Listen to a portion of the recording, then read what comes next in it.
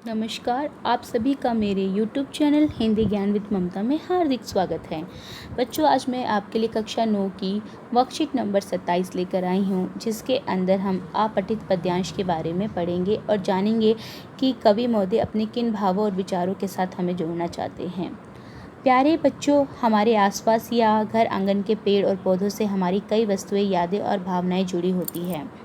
उस पेड़ पौधों के ना रहने पर उनसे जुड़ी बहुत सी बातों को लोग याद करते हैं। इसी भाव को व्यक्त करती हुई ये कविता आज हमारे सामने रखी गई है और इसे पढ़कर समझकर हमें नीचे दिए गए प्रश्नों को हल करना है। तो यहाँ पर जो बात कही गई इस वर्कशीट में कि यदि हमारे घर पे कोई एक पौधा भी है, पेड़ भी है, तो उससे बहुत सारी जो है बातें या उस से जुड़ी हुई हमारे जीवन की कुछ एक घटनाएं होती है, जिससे हम भली भांति जो होते हैं जुड़े होते हैं, या वो घटनाएं हमें जो है प्रभावित करती है। तो आइए इसी प्रकार से कवि के जीवन में भी उसके आंगन में एक पेड़ था, और वो पेड़ किसका था जिससे वो अपने भावों विचारों को जोड़ के बैठा हुआ था। आइए उसे पढ़ते हैं, जानते हैं। कवि महोदय कहते हैं एक स्त्री को माध्यम बनाकर कि अरे अरे कोई देखो, मेरे आंगन में कट कर गिरा मेरा नीम। यानी एक नीम का पेड़ है और उसके आंगन में वो कट के क्या हो गया है, गिर गया है। गिरा मेरी सखियों का झूलना। और जैसे ही वो पेड़ गिरा, कवि महोदय कहते हैं, वो स्त्री कहती है कि जैसे उसके आंगन में वो नीम का पेड़ कट के गिरा, वैसे ही उसे क्या लगा कि मेरी सखियों का झूला टूट कर गिर गया। यानी मैं अपनी सखियों के साथ इस नीम के पेड़ पर झूला डालकर बचपन में या अपने जो जवानी का टाइम था उसमें, जैसे तीज में औरतें झूला खेलती हैं, सावन के महीने में झूला खेलती हैं अपनी सखियों के साथ, तो उसी नीम के पेड़ पर उन्होंने अपना झूला डाला हुआ था। और वो जो झूला है वो क्या है, जैसे ही कटा वैसे ही उसकी सखियों का झूला भी टूटकर गिर गया, ऐसा उस औरत को महसूस हुआ। फिर जैसे ही वो पेड़ गिरा तो उसके साथ क्या और चीज़ें गिरी, बेटे का पलना गिरा। मैंने एक वक्त पहले जो है अपने बेटे का उसमें पलना यानी झूला भी बनाया हुआ था, वो झूला भी टूटकर गिर गया। गिरी उसकी चिड़िया, यानी इस पेड़ पर अनेक चिड़ियों ने अपना आशियाना बनाया हुआ था, अपना घोंसला जो बनाया हुआ था, वो घोंसला भी जब गिरा तो वो चिड़िया भी डर कर वहाँ से गिर गई। देखो उड़ा उनका शोर, क्योंकि इसी डाल पर, इसी पेड़ों के वृक्ष की डाल पर बैठ के चिड़िया चहचहाती थी, गीत गाती थी। उनका शोर मचता था, जिसे आंगन में क्या था, एक सुर में ताल बना रहता था।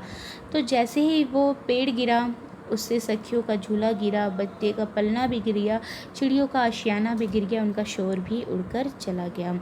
देखो एक घोंसला गिरा, यानी उस चिड़िया का घोंसला भी गिर गया। वे आरा ले आए कुल्हाड़ी। जैसे ही पेड़ गिरा और इसकी सूचना घर के लोगों को मिली, तो क्या लेकर आ गए, वो आरा ले आए। आरा क्या होता है, पेड़ काटने का एक औजार होता है। और रस्सा ले आए, यानी औजार से उसे काट कर टुकड़ों में बांट कर रस्सियों से बांधने के लिए। देखो कैसे कांपी उसकी छाया। और जैसे उस पेड़ ने देखा कि वो लोग आरा लेकर आए हैं और मुझे काटने लगे हैं, तो पेड़ मानो, उस औरत को लगता है वो पेड़ मानो क्या है, कपकपाने लगा है। यानी उसकी छाया कपकपाने लगी है, डरने लगी है। उसकी पत्तियों की छाया जिनसे घाव मैंने पूरे किए, मेरे पूरे, यानी वो पत्तियाँ जो छाया भी देती थी, क्योंकि आपको पता है वृक्षों पे जो पेड़ होते हैं जो छाया देते हैं, जो वृक्ष होते हैं उनकी जो पत्तियां होती हैं वो क्या करती है, छाया देती हैं। और नीम का जो वृक्ष है और उसकी पत्तियों से क्या करते हैं, हम उसको पीस कर बच्चों दवा तैयार करते हैं। क्या तैयार करते हैं, दवा। तो जब घाव होता है, चोट लगती है, तो वो औरत क्या कहती है, इस चोट पर मैं क्या है, नीम की पत्तियों की जो बनाई हुई पीस की दवा होती थी उसे लगाती थी और अपने घाव को पूरे करती थी, यानी अपने घावों को ठीक करती थी। देखो कैसे कटी उसकी छाल, देखिए उसकी छाल से, उसकी पत्तियों से जो मैंने दवाइयाँ बनाई थी उसकी छाल और उस भी कटने जा रही है। उसकी छाल में धसी कुल्हाड़ी की धार, मेरे गीतों में धसी मनोती में धसी।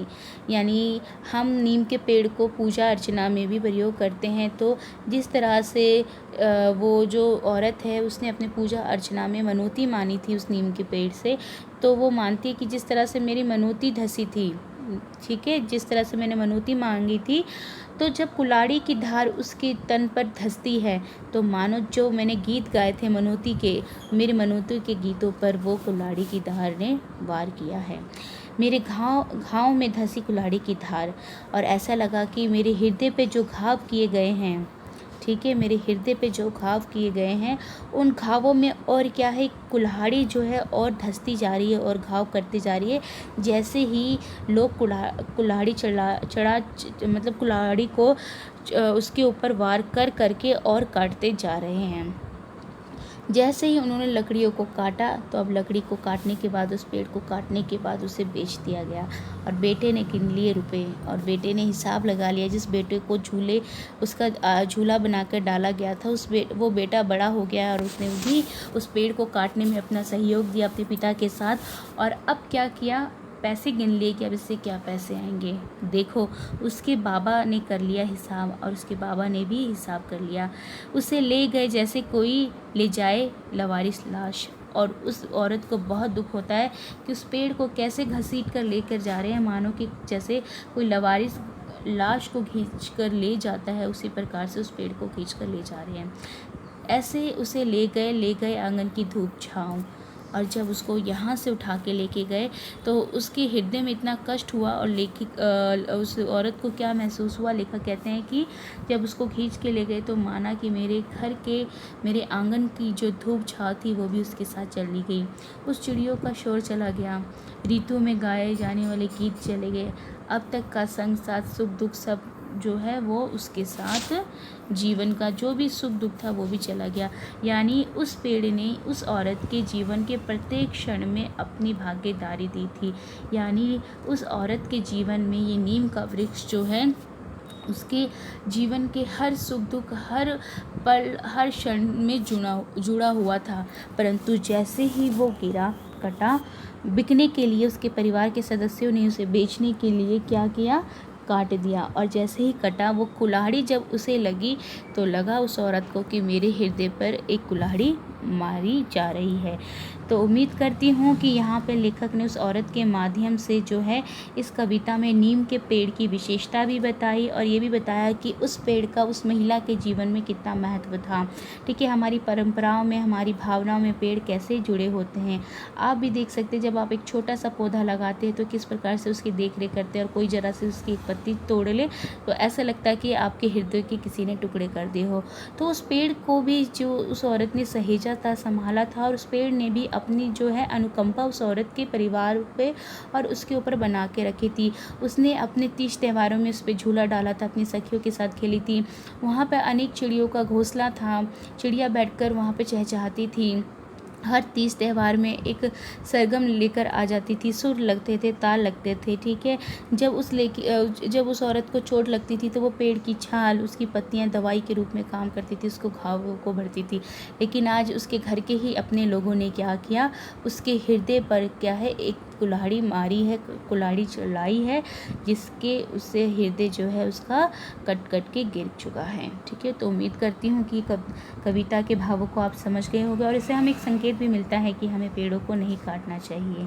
ठीक है, अब यहाँ पर प्रश्न नंबर पहला जो है शायद नीचे दिया गया है कि सखी शब्द का क्या अर्थ होता है। तो सखी मतलब सहेली या मित्र को आप कह सकते हैं। उसके बाद दूसरे नंबर का प्रश्न आपसे कह रहा है बच्चों की निम्न में पेड़ का पर्यायवाची कौन सा नहीं है। प्रश्नों को ध्यान से देखना, हमें ये नहीं की बात कर रहा है।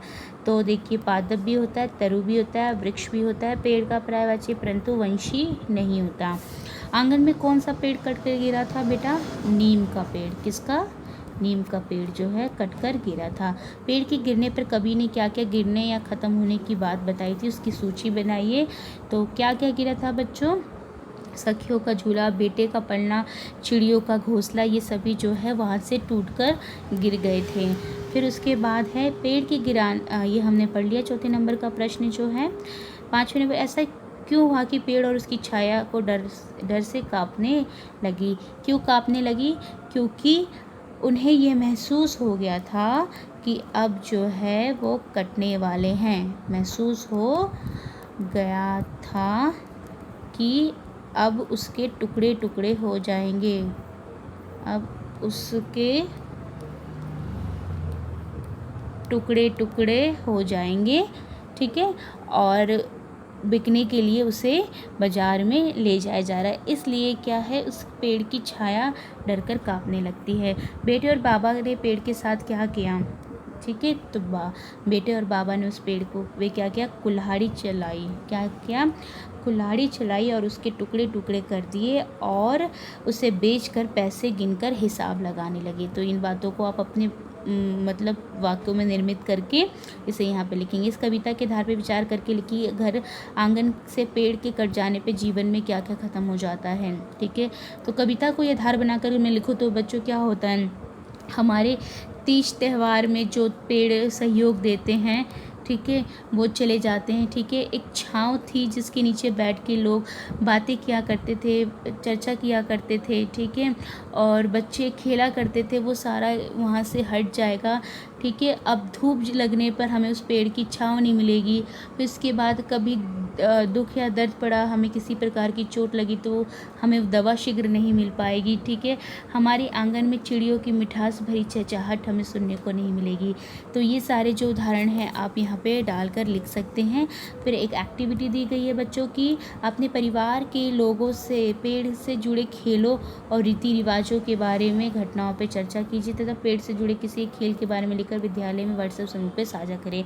तो मुझसे पढ़ने वाले बच्चे जो भी हैं, प्लीज़ आपसे रिक्वेस्ट है कि इस कार्य को ज़रूर करके ग्रुप में शेयर कीजिएगा। और जो बच्चे कर चुके हैं और अन्य विद्यालय के जो बच्चे हैं वो इस कार्य को करके अपने अध्यापिका से भी चेक करा सकते हैं।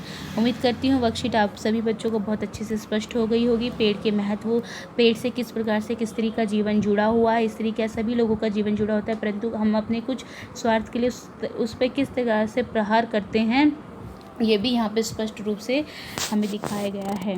तो उम्मीद करती हूँ कि शायद अब हम नीम के पेड़ को तो तवज्जो देंगे और उसके साथ और भी जो हमारे लाभकारी पौधे हैं, वृक्ष, उनकी भी सहायता करेंगे, उन्हें भी बचाने का हम प्रयत्न करेंगे, ठीक है। इन्हीं शब्दों के साथ मैं वाणी पे विराम लगाना चाहूँगी बच्चों। यदि वीडियो अच्छी लगी हो तो एक लाइक ज़रूर कीजिए और चैनल को जिन्होंने अभी तक सब्सक्राइब नहीं किया है सब्सक्राइब कर दीजिए, ठीक है।